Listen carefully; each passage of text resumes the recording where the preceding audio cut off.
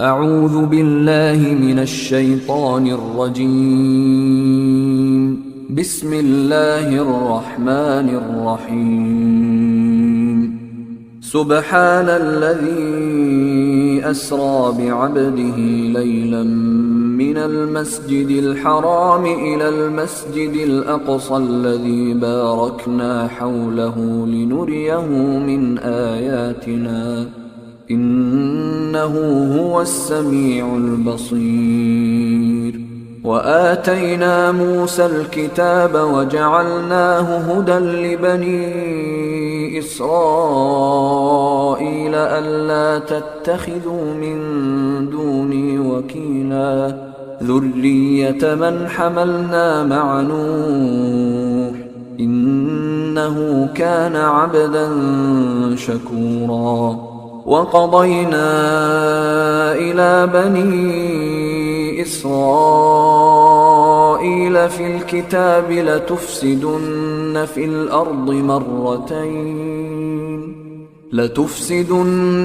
الأرض مرتين ولتعلن علوا كبيرا. فإذا جاء وعد أولاهما بعثنا عليكم عبادا لنا أولي بأس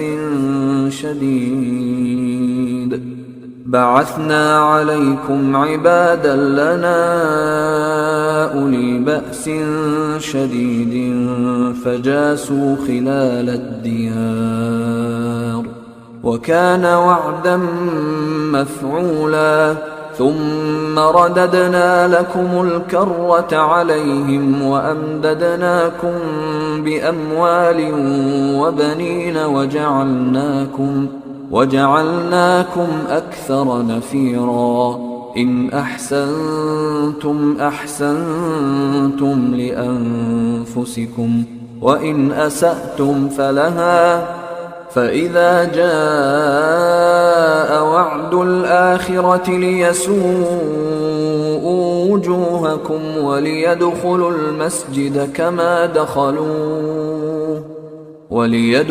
المسجد كما دخلوه أول مرة وليتبروا ما علوا تتبيرا. عسى ربكم أن يرحمكم وإن عدتم عدنا وجعلنا جهنم للكافرين حصيرا. إن هذا القرآن يهدي للتي هي أقوم ويبشر المؤمنين الذين يعملون الصالحات أن لهم أجرا كبيرا وأن الذين لا يؤمنون بالآخرة أعتدنا لهم عذابا أليما. ويدعو الإنسان بالشر دعاءه بالخير وكان الإنسان عجولا. وجعلنا الليل والنهار آيتين فمحونا آية الليل وجعلنا آية النهار مبصرة لتبتغوا فضلا من ربكم ولتعلموا عدد السنين والحساب وكل شيء فصلناه تفصيلا. وكل إنسان ألزمناه طائره في عنقه ونخرج له يوم القيامة كتابا يلقاه منشورا. اقرأ كتابك كفى بنفسك اليوم عليك حسيبا. من اهتدى فإنما يهتدي لنفسه ومن ضل فإنما يضل عليها ولا تزر وازرة وزر أخرى وما كنا معذبين حتى نبعث رسولا. وإذا أردنا أن نهلك قرية أمرنا متر فيها ففسقوا فيها فحق عليها القول فدمرناها تدميرا. وكم أهلكنا من القرون من بعد نوح وكفى بربك بذنوب عباده خبيرا بصيرا. من كان يريد العاجلة عجلنا له فيها ما نشاء لمن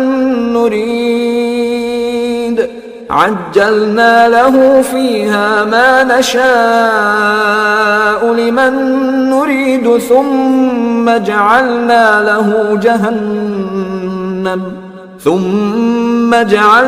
له جهنم يصلاها مذموما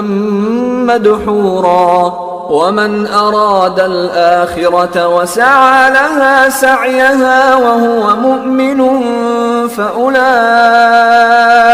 كان سعيهم مشكورا. كلا نمد هؤلاء وهؤلاء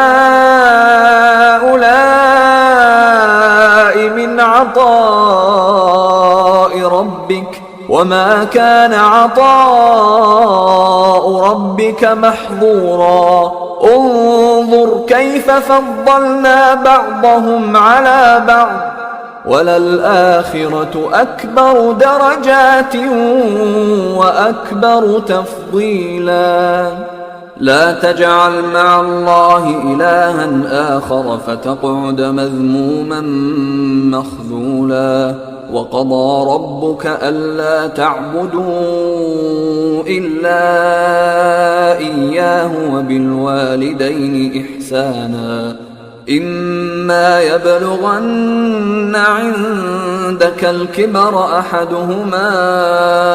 أو كلاهما فلا تقل لهما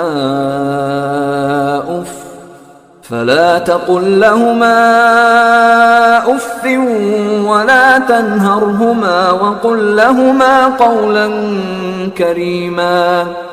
واخفض لهما جناح الذل من الرحمة وقل رب ارحمهما كما ربياني صغيرا. ربكم أعلم بما في نفوسكم إن تكونوا صالحين فإنه كان للأوابين غفورا. وآت ذا القربى حقه والمسكين وابن السبيل ولا تبذر تبذيرا. إن المبذرين كانوا إخوان الشياطين وكان الشيطان لربه كفورا.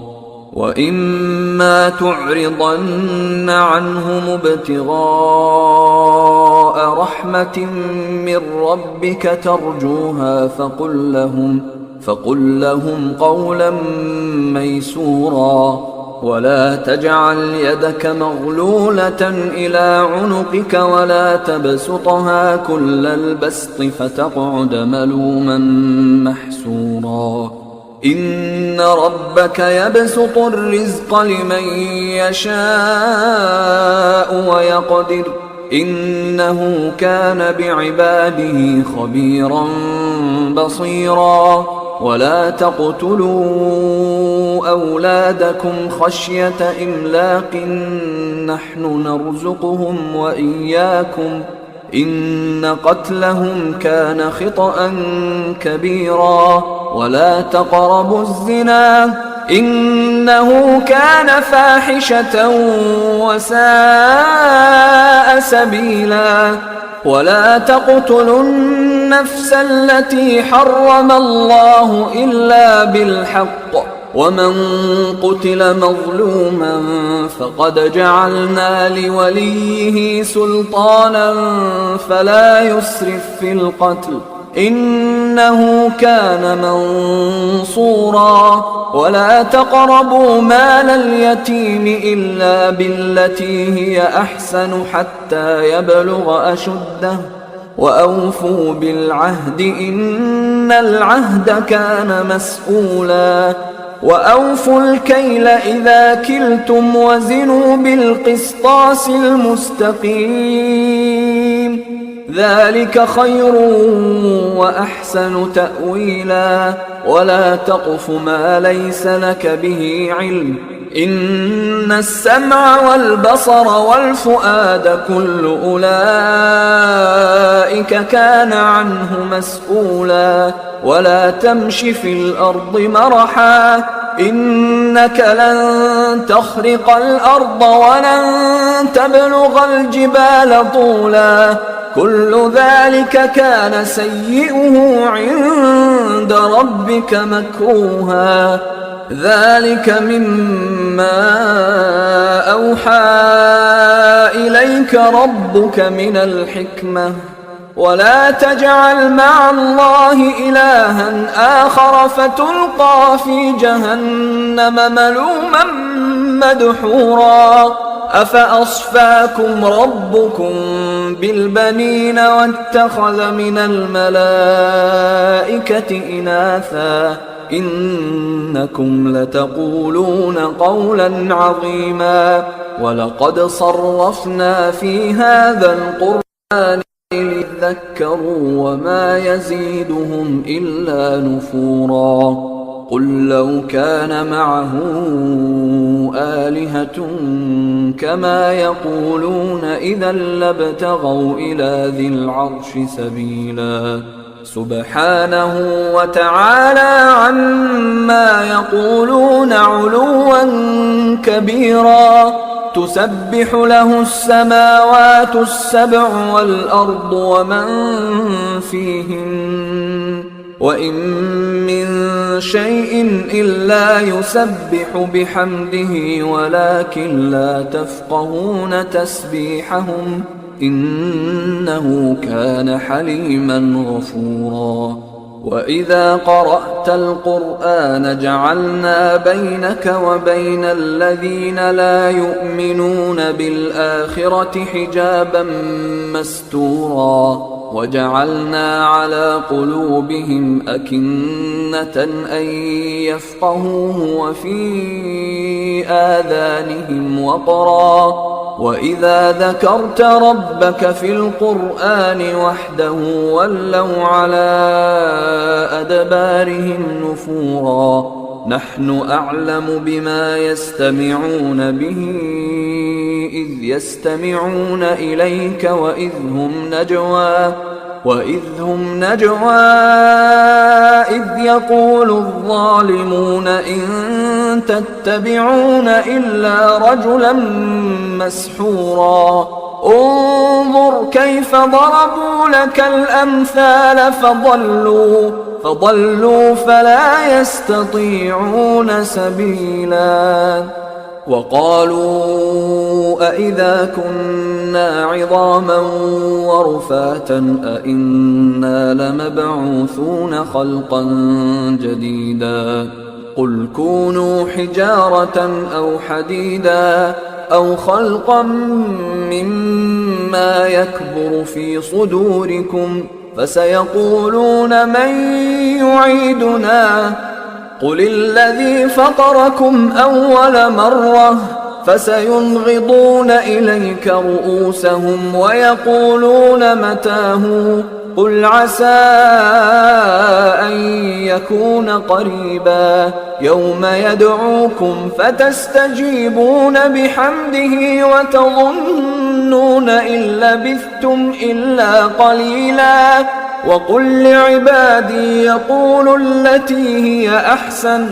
إن الشيطان ينزغ بينهم إن الشيطان كان للإنسان عدوا مبينا ربكم أعلم بكم إن يشأ يرحمكم أو إن يشأ يعذبكم وما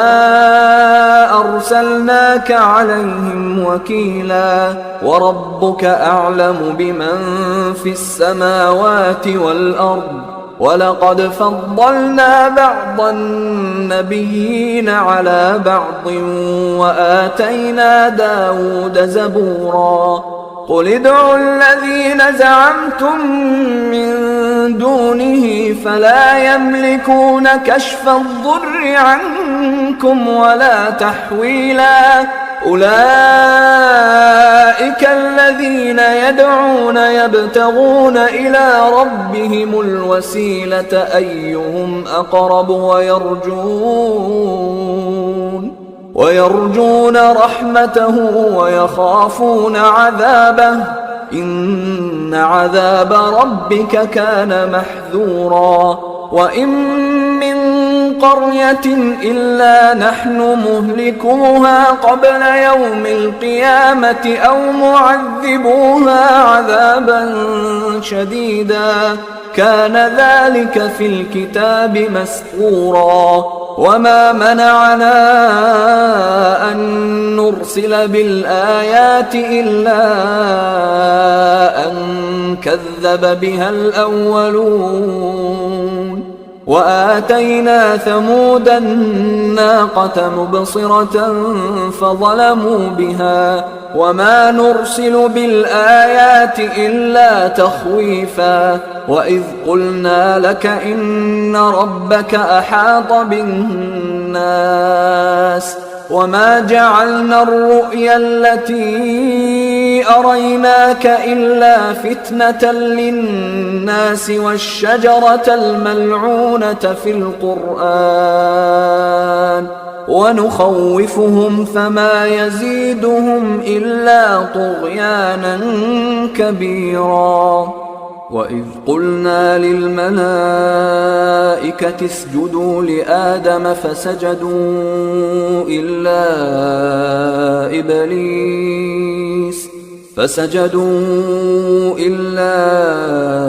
إبليس قال أأسجد لمن خلقت طينا قال أرأيتك هذا الذي كرمت علي لئن أخرتني إلى يوم القيامة لأحتنكن ذريته إلا قليلا قال اذهب فمن تبعك منهم فإن جهنم جزاؤكم جزاء موفورا واستفزز من استطعت منهم بصوتك وأجلب عليهم بخيلك ورجلك وشاركهم في الأموال والأولاد وعدهم وما يعدهم الشيطان إلا غرورا إن عبادي ليس لك عليهم سلطان وكفى بربك وكيلا ربكم الذي يزجي لكم الفلك في البحر لتبتغوا من فضله إنه كان بكم رحيما وإذا مسكم الضر في البحر ضل من تدعون إلا إياه فلما نجاكم إلى البر أعرضتم وكان الإنسان كفورا أفأمنتم أن يخسف بكم جانب البر أو يرسل عليكم حاصبا ثم لا تجدوا لكم وكيلا أم أمنتم أن يعيدكم فيه تارة أخرى فيرسل عليكم قاصفا من الريح فيغرقكم بما كفرتم ثم لا تجدوا لكم علينا به تبيعا ولقد كرمنا بني آدم وحملناهم في البر والبحر ورزقناهم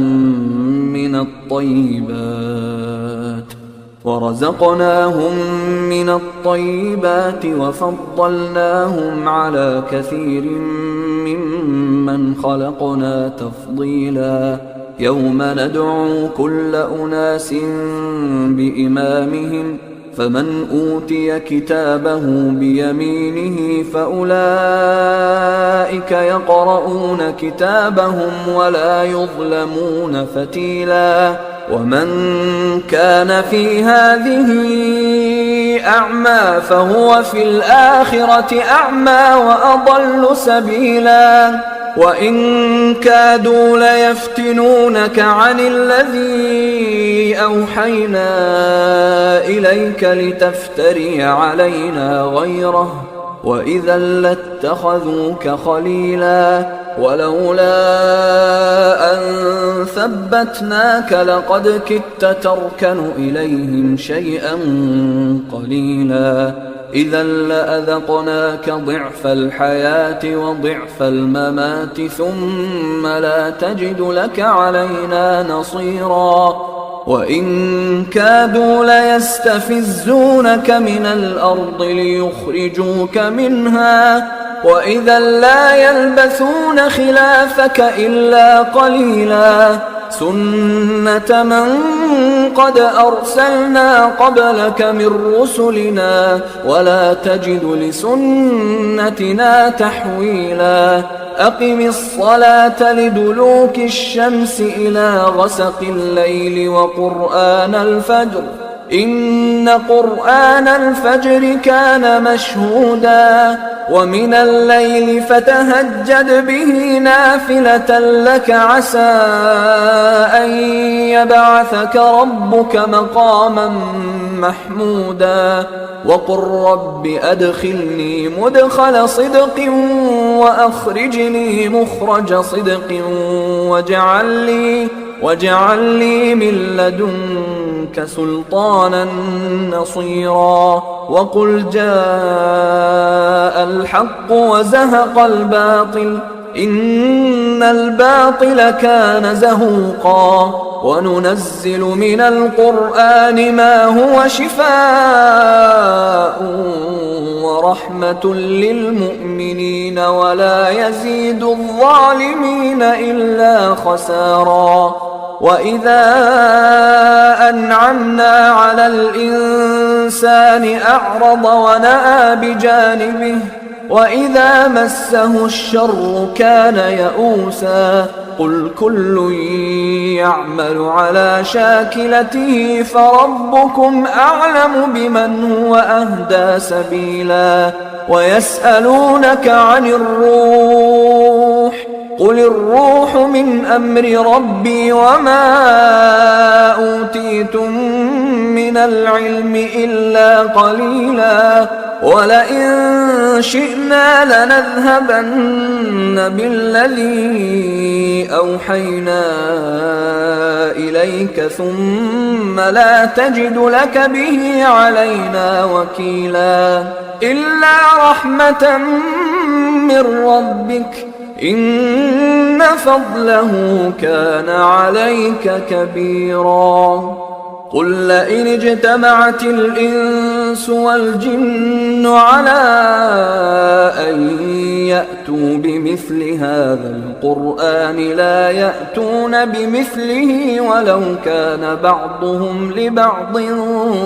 ظهيرا ولقد صرفنا للناس في هذا القرآن من كل مثل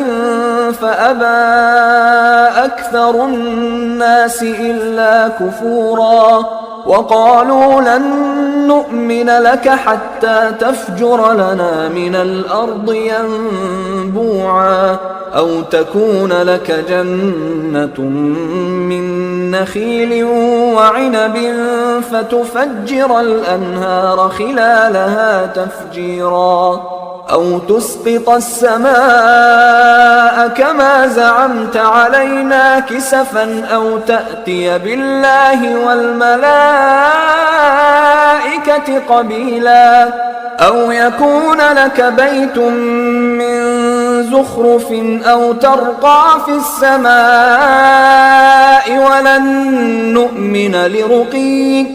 ولن نؤمن لرقيك حتى تنزل علينا كتابا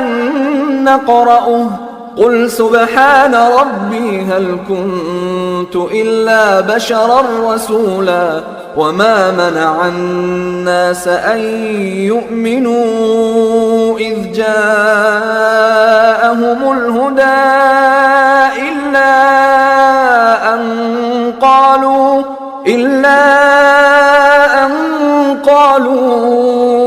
أبعث الله بشرا رسولا قل لو كان في الأرض ملائكة يمشون مطمئنين لنزلنا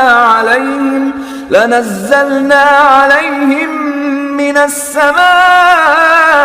ملكا رسولا قل كفى بالله شهيدا بيني وبينكم إنه كان بعباده خبيرا بصيرا ومن يهد الله فهو المهتد ومن يضلل فلن تجد لهم أولياء من دونه ونحشرهم يوم القيامة على وجوههم عميا وبكما وصما مأواهم جهنم كلما خبت زدناهم سعيرا ذلك جزاؤهم بأنهم كفروا بآياتنا وقالوا أئذا كنا عظاما ورفاتا أئنا لمبعوثون خلقا جديدا أولم يروا أن الله الذي خلق السماوات والأرض قادر على أن يخلق مثلهم وجعل لهم أجلا لا ريب فيه فأبى الظالمون إلا كفورا قل لو أنتم تملكون خزائن رحمة ربي إذا لأمسكتم خشية الإنفاق وكان الإنسان قتورا ولقد آتينا موسى 9 آيات بينات فاسأل بني إسرائيل إذ جاءهم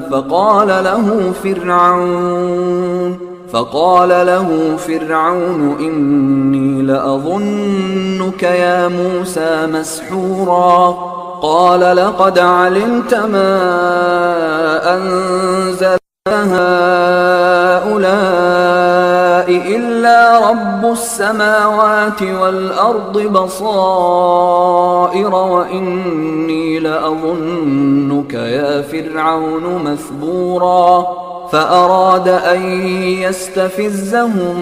من الأرض فأغرقناه ومن معه جميعا وقلنا من بعده لبني إسرائيل اسكنوا الأرض فإذا جاء وعد الآخرة جئنا بكم لفيفا وبالحق أنزلناه وبالحق نزل وما أرسلناك إلا مبشرا ونذيرا وقرآنا فرقناه لتقرأه على الناس على مكث ونزلناه تنزيلا قل آمنوا به أو لا تؤمنوا إن الذين أوتوا العلم من قبله إذا يتلى عليهم يخرون للأذقان سجدا ويقولون سبحان ربنا إن كان وعد ربنا لمفعولا ويخرون للأذقان يبكون ويزيدهم خشوعا قل ادعوا الله أو ادعوا الرحمن أيما تدعوا فله الأسماء الحسنى ولا تجهر بصلاتك ولا تخافت بها وابتغ بين ذلك سبيلا وقل الحمد لله الذي لم يتخذ ولدا ولم يكن له شريك في الملك ولم يكن له